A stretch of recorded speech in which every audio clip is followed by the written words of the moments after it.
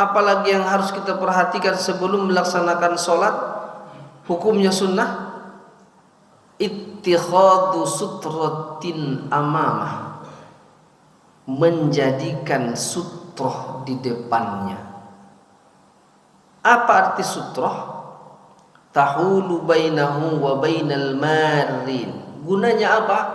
Untuk menghalang orang yang sholat dengan orang yang lewat di depannya. Nah, ini ya, itu ada khusus tuh. Jadi apa yang bisa dijadikan sutroh itu? Kajidarin, dinding. Jadi kalau kita ingin melaksanakan sholat tahiyatul masjid, cari ke depan, ada dinding, itu dijadikan sebagai sutroh. Kalau misalnya kita malas ke depan, cari tiang. Jadi tiang bisa dijadikan sutroh. Kemudian apa lagi? Wa umudin, tiang, wa asa, tongkat. Atau apa sajalah yang bisa kita jadikan. Kalau tidak ada, bisa tas. Karena dalam hadis Nabi dikatakan, andaikan orang yang ingin lewat di depan orang sholat itu tahu dosanya, bagaimana hukumnya lewat di depan orang sholat, itu lebih baik menunggu 40. Tapi maksud 40 di situ tidak dijelaskan apakah 40 hari, 40 jam, 40 tahun. Kita ambil sajalah yang paling ringan ya, 40 menit. Menunggu di depan orang sholat, tunggu dia selesai sholat dulu. Bisa tidak kita menunggu? Tidak. Jadi kalau seperti itu, untuk menghindari orang yang seperti itu, kita orang yang sholat, menjadikanlah sutroh di depan kita. Itu maksudnya. Itu memang hukumnya sunnah. Tapi Nabi di dalam hadis ini, karena idza kharaja yaumal 'idi amara bil harbah. Nabi apabila keluar ke lapangan untuk melakukan sholat Id, dia menyuruh sahabat untuk membawa harbah. Apa yang dimaksud dengan harbah? Ada yang mengatakan tongkat, ada yang mengatakan tombak. Fatud'u baina yadayhi, lalu diletakkan di depannya, ditancapkan di depannya sebagai sutroh. Fa yusalli ilaiha, maka ia salat, wan nas wara'ah, dan sahabat di belakangnya.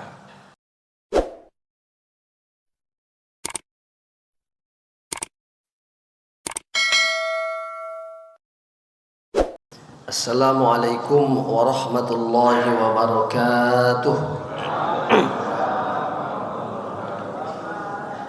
Alhamdulillahirabbil alamin, nahmaduhu wa nasta'inuhu wa nastaghfiruh, wa na'udzu billahi min shururi anfusina wa min sayyiati a'malina. Man yahdihillahu fala mudilla lahu wa man yudlil falan tajida lahu waliyyan mursyida. Amma ba'du, faqala Allah Ta'ala fil Qur'anil Karim, a'udzu billahi minasy syaithanir rajim, bismillahirrahmanirrahim. Wa aqimus salata wa atuz zakata warka'u ma'ar raki'in. Wa qala Rasulullah sallallahu alaihi wasallam, idza hadaratis salatu falyu'adzil lakum ahadukum wal ya'ummakum akbarukum. Rawahul Bukhari wa Muslim. Syukur alhamdulillah, pada pagi hari ini kita dapat bertemu kembali, dan alhamdulillah kita sudah melaksanakan salat subuh berjamaah. Mudah-mudahan seperti yang dikatakan oleh Nabi, idza ra'aitumur rajula ya'tadul masajida fashhadu lahu bil iman. Apabila kamu melihat seseorang selalu bolak-balik ke masjid tapi dalam tanda kutip beribadah, maka saksikanlah dia orang yang beriman. Mudah-mudahan sampai akhir hayat, terkhusus kita yang ada di dalam masjid ini, begitu juga dengan keluarga kita, istiqomahlah melaksanakan sholat berjamaah ke masjid. Amin ya rabbal alamin. Salawat dan salam Allahumma sholli ala Muhammad wa ala ali sayyidina Muhammad.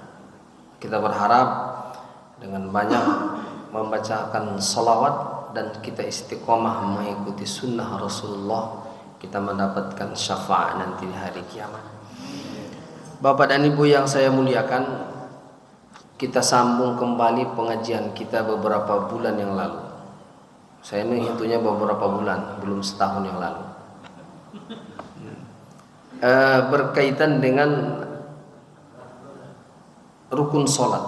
Tapi rukun sholat sudah selesai kita baca, dan sekarang kita lanjutkan dengan sunanus sholah. Ini kita baca dalam kitab Al-Fiqhul Manhaji yang dikarang oleh Mustafa Al-Khan. Beliau ini ulama Syafi'iyah. Jadi penjelasan dalam kitab ini pun berdasarkan pemikiran mazhab Syafi'i. Dari dalam sholat itu ada syarat, ada rukun, ada sunnah. Syarat dan rukun itu hukumnya wajib, mesti ada. Kalau tidak ada, tak sah sholat. Secara kesimpulannya, rukun yang mesti ada di dalam sholat, bacaan itu hanya 5 kalau tak salah. Yang pertama takbiratul ihram, membaca al-fatihah, kemudian tasyahud akhir, sholawat, salam ke kanan. Ini saja yang wajib, yang rukun. Bacaan-bacaan yang lain itu sunnah. Tapi walaupun sunnah, kata Imam Al-Ghazali dalam kitab Minhajul Abidin, beliau mengatakan al-fardu ra'sut tijarah. Fardu atau wajib itu merupakan modalnya perniagaan. Was-sunanu huwar ribih. Sedangkan sunan itu adalah untungnya. Artinya kalau kita berdagang, kalau kita beramal ibadah hanya melaksanakan yang wajib-wajibnya saja, ibarat kita berdagang hanya dapat modal, tak ada untung. Itu beliau membandingkan. Karena itu jangan mentang-mentang sunnah dilewatkan. Bukan begitu. Lalu apa saja sunnah-sunnah di dalam sholat? Di dalam kitab ini dijelaskan as-sunnatu. Sunnah itu adalah hiya ma yatlubu minal insani fi'luhu ala ghairi sabilil hatmi. Sunnah itu adalah segala sesuatu yang kita disuruh melakukannya tapi bukan wajib. Kita disuruh melakukannya tapi tak wajib. Bihaitsu yusabul muslimu ala fi'lihi wa la yu'aqabu ala tarkihi. Akan tetapi apabila dilakukan mendapat pahala, ditinggalkan tak berdosa. Walis sholati aidan sunnanun yatlubu minal musalli fi'liha. Dan di dalam sholat, di samping ia memiliki syarat dan rukun yang wajib kita lakukan, kalau tidak dilakukan tidak sah sholatnya, ada juga sunnah yang kita dianjurkan untuk melaksanakannya, walakin la ala sabilil hatmi, akan tetapi tidak wajib, bihaitsu yazdadu thawabus sholati bi fi'liha, akan tetapi akan menambah pahala sholat dengan melakukannya.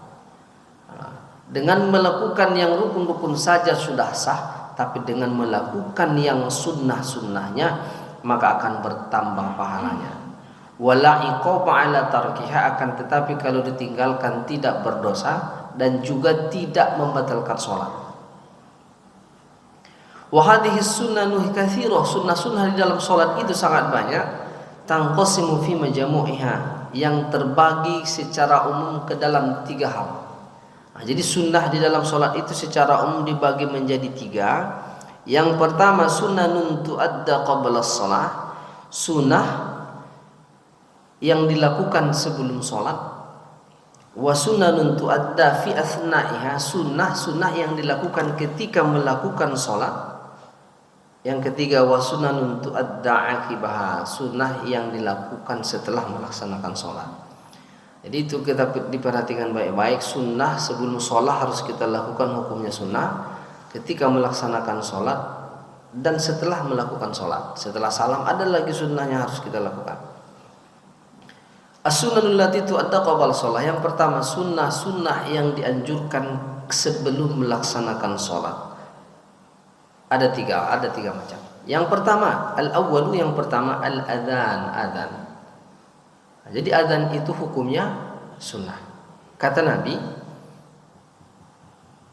idza hadaratis salatu, apabila waktu salat sudah masuk, falyu'addin lakum ahadukum, maka hendaklah salah seorang di antara kamu melakukan adzan. Apabila masuk waktu sholat, maka hendaklah salah seorang di antara kamu melakukan adzan. Lalu apa yang dimaksud dengan adzan? Adzan itu adalah al-i'lam, pemberitahuan tentang masuknya waktu sholat. Nah, jadi kalau sudah masuk waktu sholat, dianjurkan untuk melaksanakan adzan, hukumnya sunnah. Kita yang mendengarkan adzan, istirahatlah. Nabi mengatakan kepada Bilal ketika masuk waktu sholat, arihna ya Bilal, ayo kita istirahat wahai Bilal. Maksud istirahat di situ adalah tinggalkan semua urusan pekerjaan untuk melakukan sholat. Kata Nabi, apabila kamu mendengar adzan isya, idza sami'tumun nidaa faqulu mithla ma yaqulul muadzin. Apabila kamu mendengarkan adzan, maka bacalah seperti apa yang dibaca oleh tukang adzan, illal hayya 'alatain, kecuali hayya 'alas shalah dan hayya 'alal falah. Kalau untuk dua hal ini apa kita jawab? La haula wala quwwata illa billah. Jadi artinya hadis ini mengingatkan kepada kita, kalaulah sudah adzan, janganlah ngobrol lagi. Ini semakin kencang adzan kawan, semakin kencang pula suaranya. Buka WA, dia kan nonton YouTube, main-main. Ada juga yang main game loh. Saya pernah tengok main-main yang kartu-kartu lah. Asik dia. Sudah masuk sholat sudah masih main juga. Dia tengok waktu kira-kira 2 menit lagi baru baru ya sholat sunnah. Nah, jangan begitu. Kalaulah sudah adzan, kita di rumah bergegaslah ke masjid untuk melaksanakan sholat. Kalau kita sudah di dalam masjid, apa yang dikatakan baca oleh tukang adzan, Allahu akbar, Allahu akbar. Baca Allahu akbar, Allahu akbar. Jadi yang pertama yang disunnahkan untuk sebelum melaksanakan sholat itu, yang pertama adalah adzan. Kalau kita misalnya di dalam masjid jamaah, yang disunnahkan itu satu orang. Cukup satu orang. Jadi sunnah di situ letaknya sunnah kifayah. Dilakukan oleh satu orang, maka sunnah sudah ikut yang lain. Tapi kalau misalnya kita sholat sendiri di ladang, di kebun, tak ada kawan untuk berjamaah, walaupun kita sholat sendiri tetap adzan. Mainkan adzan di tengah hutan. Allahu akbar, Allahu akbar. Setelah selesai adzan, sholat sunnah, kemudian qomat, sholat sendiri. Tapi kalau sholat sendiri, jarang orang melaksanakan semua apa yang dianjurkan ketika sholat. Jangankan adzan, jangankan iqamah, sunnah, bahkan ayatnya pun tak dibacanya. Cukup Fatihah saja langsung rukuk. Itu sebabnya kenapa sholat berjamaah itu lebih afdol, karena seluruh rangkaian sholat itu dilaksanakan. Adzan kita ikuti, iqamah sholat sunnah. Tapi kalau sholat sendiri di rumah, dilaksanakan tak sholat sunnah subuhnya? Kalau misalnya sholat sendiri di rumah, kalau dilaksanakan alhamdulillah. Sholat maghrib misalnya di rumah, udah berzikir, habis itu Allah sholat sunnah ba'diyah, dilaksanakan tidak? Ada yang senyum-senyum mengatakan tidak. Makanya sholat berjamaah itu apalagi lakukan di masjid itu lebih afdol, karena semua rangkaiannya dapat dilaksanakan. Yang kedua, sunnah sebelum sholat itu adalah al-iqamah. Al-iqamah, ya setelah adzan sholat sunnah iqamah. Allahu akbar, Allahu akbar. Tapi kalau sudah iqamah, itu kalau adzan, itu masih ada jeda kita melakukan sholat sunnah. Tapi kalau sudah qomat, qad qamatis sholatu, qad qamatis sholah. Sholat telah dilaksanakan, maksudnya waktu melaksanakan sholat sudah dekat, tidak ada lagi pekerjaan yang lain setelah sholat iqamah, langsung melaksanakan sholat wajib. Kemudian antara adzan dan iqamah itu kita manfaatkan dengan baik. Setelah kita melaksanakan sholat sunnah, masih ada waktu sebelum qomat untuk berdoa. Karena di antara waktu yang mustajab untuk berdoa itu adalah ma bainal adzani wal iqamah, di antara adzan dan iqamah. Kemudian doa setelah adzan itu jangan dilewatkan. Makanya ketika orang adzan itu kita khusyuk mendengarkannya, kita baca apa yang dibacakan oleh adzan. Setelah kalimat tahlil yang terakhir, Allahumma rabb hadhihi da'wati tammah wassalatil qa'imah ati sayyidina Muhammadanil wasilata wal fadilah wasyarafa wad darajatal 'aliyatar rafi'ah wa ba'athu maqaman mahmudah alladhi wa'adta innaka la tukhliful mi'ad. Mau ditambah tapi sampai wa'adta, apa kata Nabi? Halat lahu syafa'ati yaumal qiyamah, halal baginya syafaatku pada hari kiamat. Nah, itu kata Nabi. Fadilah membaca doa setelah adzan. Setelah iqamah, apalagi yang harus kita perhatikan sebelum melaksanakan sholat? Hukumnya sunnah ittikhadu sutratin amamah, menjadikan sutroh di depannya. Apa arti sutroh? Tahulu bainahu wa bainal marin. Gunanya apa? Untuk menghalang orang yang sholat dengan orang yang lewat di depannya. Nah, ini ya, itu ada khusus tuh. Jadi apa yang bisa dijadikan sutroh itu? Kajidarin, dinding.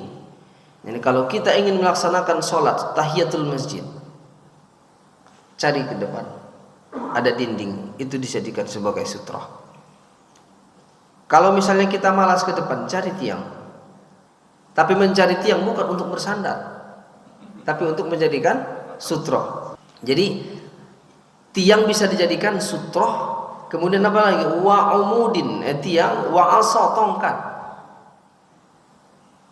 Atau apa sajalah yang bisa kita jadikan. Kalau tidak ada, bisa tas. Karena dalam hadis Nabi dikatakan, andaikan orang yang ingin lewat di depan orang sholat itu tahu dosanya, bagaimana hukumnya lewat di depan orang sholat, itu lebih baik menunggu arba'in 40. Tapi maksud 40 di situ tidak dijelaskan apakah 40 hari, 40 jam, 40 tahun. Kita ambil sajalah yang paling ringan ya, 40 menit. Menunggu di depan orang sholat, tunggu dia selesai sholat dulu. Bisa tidak kita menunggu? Tidak.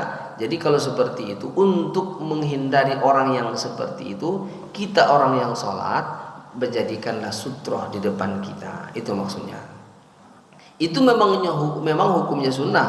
Tapi Nabi di dalam hadis ini, karena idza kharaja yaumal 'idi amara bil harbah. Nabi apabila keluar ke lapangan untuk melakukan sholat Id, dia menyuruh sahabat untuk membawa harbah. Apa yang dimaksud dengan harbah? Ada yang mengatakan tongkat, ada yang mengatakan tombak. Fatud'u baina yadayhi, lalu diletakkan di depan, ditancapkan di depannya sebagai sutroh. Fa yusalli ilaiha, maka ia salat, wan nas wara'ah, dan sahabat di belakangnya. Nah, jadi kita perhatikan sutroh ini agar orang yang lewat di belakang kita tidak lebih baik menunggu 40 tadi, apakah 40 hari, 40 tahun, 40 jam. Tapi ada yang menerjemahkan 40 tahun. Bagaimana tuh 40 tahun menunggu? Kemudian, nah itu yang harus kita perhatikan sebelum sholat, sunnah sebelum sholat, adzan, iqamah, dan menjadikan sutroh. Kemudian yang kedua, sunnah yang harus kita lakukan ketika melaksanakan sholat. As-sunanul lati tu'adda asna as-shalah, sunnah yang dianjurkan ketika melaksanakan sholat. Wahia aidan tanqasimu ila qismain, terbagi kepada dua macam. Yang pertama, ab'adun wa hay'atun. Ada sunnah ab'ad, ada sunnah hay'at. Apa beda sunnah ab'ad dengan hay'at? Ab'ad itu adalah kullu ma yujbaru tarkuhu bisujudis sahwi fi akhiris shalah. Segala perbuatan yang diganti dengan sujud sahwi apabila tertinggal. Nah, sujud sahwi itu kita lakukan di ujung sholat sebelum melakukan salam. Dilakukan 2 kali sujud, bacaannya subhana man la yanamu wa la yashu. Wal hayat, sedangkan sunat hayat di dalam sholat, kullu ma la yujbaru tarkuhu bisujud sahwi, segala perbuatan yang tidak diganti dengan sujud sahwi apabila tertinggal.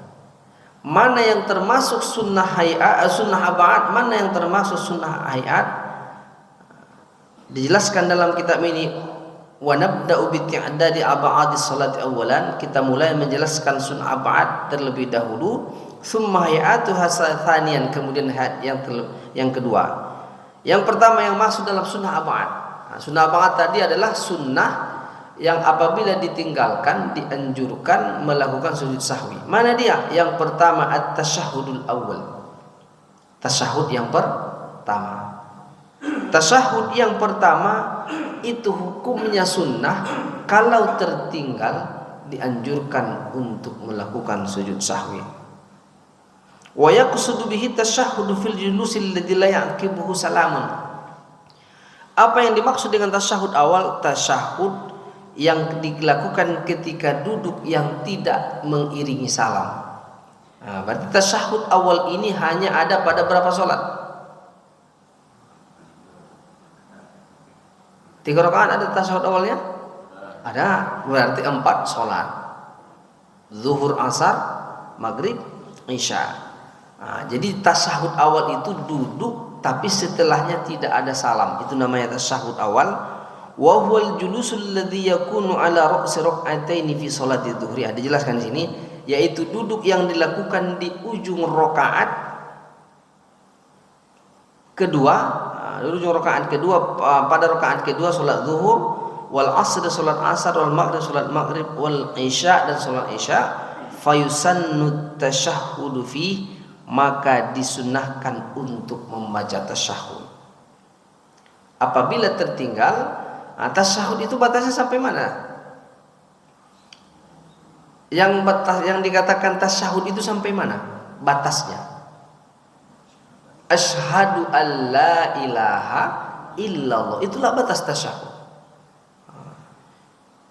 Kemudian yang kedua, as-salatu 'alan nabi sallallahu alaihi wasallam akibat tasyahudil awal, membaca solawat kepada Nabi mengiringi tasyahud awal. Setelah kita membaca at-tahiyyatul mubarakatus salawatut thayyibatu lillah sampai asyhadu an la ilaha illallah wa asyhadu anna muhammadar rasulullah, baca solawat Allahumma salli ala Muhammad wa ala ali Muhammad. Itu hukumnya sunnah di tasyahud awal. Kalau tasyahud akhir, itu bedanya. Kalau di tasyahud akhir itu menjadi rukun, berarti hukumnya wajib. Jadi kalau di tasyahud akhir hukumnya wajib, tapi kalau di tasyahud awal hukumnya sunnah. Hiya aidan sunnatun yujbaru tarkuha bis sujud. Membaca sholawat kepada Nabi pada tasyahud awal itu juga hukumnya sunnah, diganti dengan sujud sahwi apabila tertinggal. Jadi kalau ada orang sholat dia tasyahud awal, sholatnya sah apa tidak? Sah, karena itu hukumnya sunnah. Tapi seperti tadi, walaupun itu sunnah, apalagi imam, jangan sampai pula imam tak membaca tasyahud. Mentang-mentang sunnah kan sah, ya betul. Tapi mungkin setelah itu langsung keluar SK, SP, surat pemecatan jadi imam. Baik.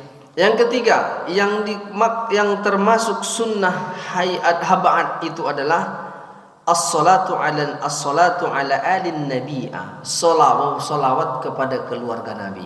Jadi membaca salawat dalam salat itu Allahumma sholli ala Muhammad cukup, tapi dibaca Allahumma sholli ala Muhammad wa ala ali Muhammad, itu juga hukumnya sunnah pada tasyahud akhir.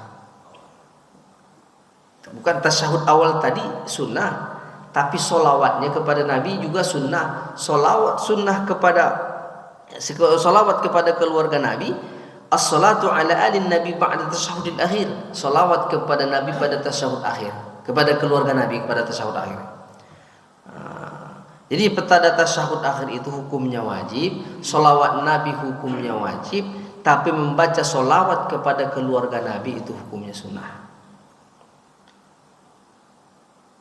Yang kelima, sunnah ab'ad itu adalah al-kunutu indal i'tidali minar rak'ati tsaniyati fi salatil fajar. Membaca doa kunut pada iktidal rakaat yang kedua salat subuh. Membaca doa kunut pada iktidal rakaat yang kedua pada salat subuh, wa fi akhir rak'ati minal witri fi nisfi tsani min Ramadan, dan pada akhir salat witir pada nisfi tsani itu 15 setelah malam ke-16 lah, malam ke-16 di bulan Ramadan itu disunahkan membaca kunut. Lagi-lagi ini saya sampaikan, penjelasan dalam kitab ini adalah dalam mazhab Syafi'iyah. Dalam mazhab yang lain memang jangankan di akhir Ramadan, bahkan di salat subuh pun mengatakan, berpendapat tidak disunahkan melakukan kunut. Tapi dalam mazhab Syafi'i, kunut itu hukumnya sunnah ab'ad apabila tertinggal diganti dengan sujud sahwi. Jadi masalah kunut ini jangan sampai gara-gara imam tak kunut kita tak sholat di situ, atau jangan sampai gara-gara imam kunut ada jamaah yang tak mau sholat. Banyak kita temukan seperti itu. Kalau dia tak kunut ya silakan sajalah, kalau dia mau kunut silakan saja. Jadi dalam mazhab Syafi'i sekali lagi itu hukumnya sunnah ab'ad.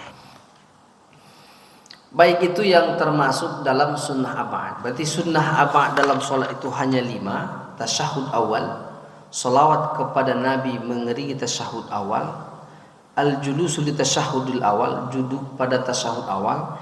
Kemudian yang keempat, salawat kepada keluarga Nabi pada tasyahud akhir. Yang kelima, kunut subuh. Demikian saja. Subhanakallahumma bihamdika asyhadu an la ilaha illa anta astaghfiruka wa atubu ilaik. Wassalamualaikum warahmatullahi wabarakatuh.